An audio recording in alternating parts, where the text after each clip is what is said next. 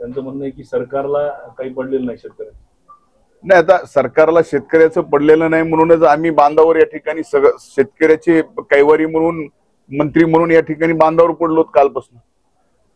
आदित्य ठाकरेंनी चार्टर प्लेननी यावं आणि 1 तासात शेतकऱ्याच्या बांधावर येऊन 3 वर्षानंतर फोटोशूट काढावा आणि या ठिकाणी शेतकऱ्याच्या बाबतीत पुतना मावशीचं प्रेम दाखवावं, याच्यासारखं दुर्दैव तर काहीच नाही. आदित्य ठाकरे असंही मला कळालं की म्हणले की महाराष्ट्राला कृषी मंत्री कोण माहित नाही. माझं म्हणणं आहे की आदित्य ठाकरेंनी मी एकदा दोघांनी बैलजोड टिफनीवरती बसावून कोण दुरीत टिफन मारतय बघावं. म्हणजे तुम्ही सोन्याचा चमचा तोंडात जन्माला घेऊन आल्याला तुम्हाला शेती माहित नाही, बांध माहित नाही. आता 3 वर्षानंतर बांधावर येतात, तेही निवडणुका समोर आल्यात म्हणून. अशा गलिच्छ राजकारणाला मला काही उत्तर द्यायचं नाही. हे राजकारण करण्यासाठी आता दौऱ्यावर आहेत. आम्ही मात्र शेतकऱ्यांच्या दुःखात आणि शेतकऱ्याला मदत करण्यासाठी या ठिकाणी जे आम्ही कटिबद्ध आहोत. का आम्ही शेतकऱ्याची पोरं आहेत. शेवटी आज पदावर असू नसू, पण जोपर्यंत पदावर आहोत आणि शेतकऱ्याला मदत करायच्या ऐपत भगवंतानी आम्हाला जर दिली असेल तर आम्ही आमची सगळी प्रतिष्ठा पणाला लावून अशा संकटाच्या काळात शेतकऱ्याला मदत केली पाहिजे, हीच सरकारची भूमिका आहे आणि ती आम्ही मांडतो.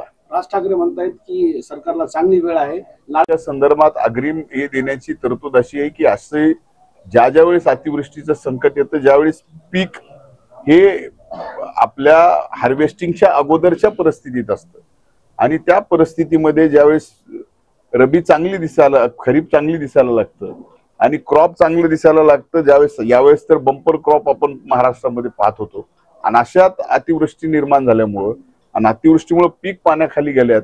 या संकटाच्या काळात 25% अग्रिम देणं आणि अंतिम कापणी प्रयोगानंतर किती नुकसान नेमकं झाले त्याच्यानंतर क्रॉप इन्शुरन्स देणं.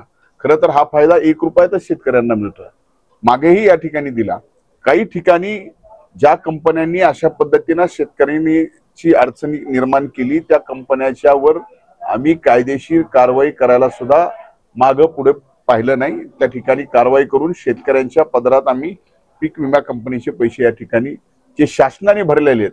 मला तर सांगायला या ठिकाणी अतिशय आनंद होतोय की मागच्या वेळेस 8,000 कोटी सरकारने राज्य शेतकरी आणि केंद्र सरकारचे मिळून हप्ता भरला, तर 8,000 कोटी शेतकऱ्यांना या ठिकाणी महाराष्ट्रातल्या मागच्या वर्षी पीक विमा देण्यात आला. म्हणजे 1 रुपयाचा फायदा सुद्धा पीक विमा कंपनीला आपण होऊ दिला नाही. त्यामुळे यावेळेस सुद्धा त्याच्यापेक्षा अभूतपूर्व परिस्थिती आत्ताच निर्माण झाली अतिवृष्टीमुळे. तर पीक विमा कंपनींना सुद्धा आम्ही तेवढ्याच ताकदीने शेतकऱ्यांना मदत करायला सांगितलं. त्यांचं म्हणणं आहे की सरकारला काही पडलेलं नाही शेतकऱ्यांना. नाही, आता सरकारला शेतकऱ्याचं पडलेलं नाही म्हणूनच आम्ही बांधावर या ठिकाणी सगळं शेतकऱ्याचे कैवारी म्हणून मंत्री म्हणून या ठिकाणी बांधावर पडलो कालपासून. आदित्य ठाकरेंनी चार्टर प्लेननी यावं आणि 1 तासात शेतकऱ्याच्या बांधावर येऊन 3 वर्षानंतर फोटोशूट काढावा आणि या ठिकाणी शेतकऱ्याच्या बाबतीत पुतना मावशीचं प्रेम दाखवावं, याच्यासारखं दुर्दैव तर काहीच नाही. आदित्य ठाकरे असंही मला कळालं की म्हणले की महाराष्ट्राला कृषी मंत्री कोण माहित नाही.